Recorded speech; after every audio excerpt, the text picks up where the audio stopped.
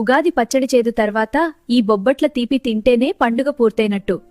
నువ్వు వెళ్లి స్వామిని, పిల్లల్ని పిలువు.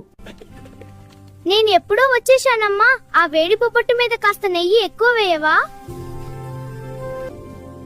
చూడు నంది, మన గణపతికి పూజ కంటే భోజనం మీదే శ్రద్ధ ఎక్కువ. రండి రండి, అందరికీ ఉగాది శుభాకాంక్షలు. భోజనాలు సిద్ధంగా ఉన్నాయి, లోపలికి రండి.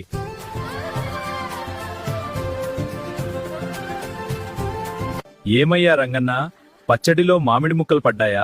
ఈసారి మా పెరటికాయలే చాలా రుచిగా ఉంటాయి, ఇంకొంచెం వేసుకో. నేను నెయ్యి వేస్తాను. బొబ్బట్ల మీద నెయ్యి పడితేనే రుచి.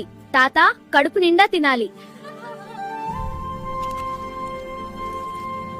అన్నయ్య, అటువైపు వెళ్లి చూడు, అక్కడ బొబ్బట్లు అడుగుతున్నారు.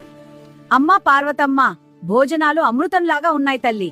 మీ అందరూ వచ్చి మా ఇంట భోజనం చేయడం మాకు సంతోషం. నీ చేతి వంట తిన్నందుకు మా జన్మ తరించింది అమ్మా. ఈ కొత్త ఏడాది మీ అందరి ఇళ్లలోనూ ఇలాగే సుఖ సంతోషాలు నిండాలి.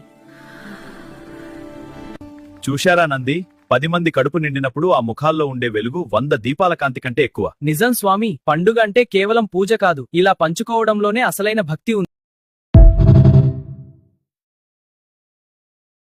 ఉగాది పచ్చడి చేదు తర్వాత ఈ బొబ్బట్ల తీపి తింటేనే పండుగ పూర్తయినట్టు.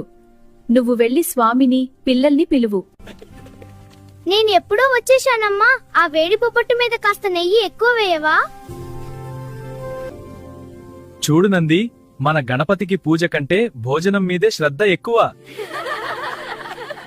రండి రండి, అందరికీ ఉగాది శుభాకాంక్షలు. భోజనాలు సిద్ధంగా ఉన్నాయి, లోపలికి రండి.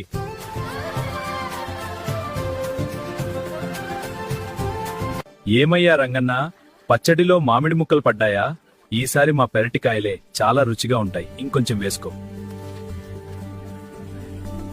నేను నెయ్యి వేస్తాను. బొబ్బట్ల మీద నెయ్యి పడితేనే రుచి. తాత, కడుపు నిండా తినాలి. అన్నయ్య, అటువైపు వెళ్లి చూడు, అక్కడ బొబ్బట్లు అడుగుతున్నారు. అమ్మా పార్వతమ్మ, భోజనాలు అమృతంలాగా ఉన్నాయి తల్లి. మీ అందరూ వచ్చి మా ఇంట భోజనం చేయడం మాకు సంతోషం. నీ చేతి వంట తిన్నందుకు మా జన్మ తరించింది అమ్మా. ఈ కొత్త ఏడాది మీ అందరి ఇళ్లలోనూ ఇలాగే సుఖ సంతోషాలు నిండాలి.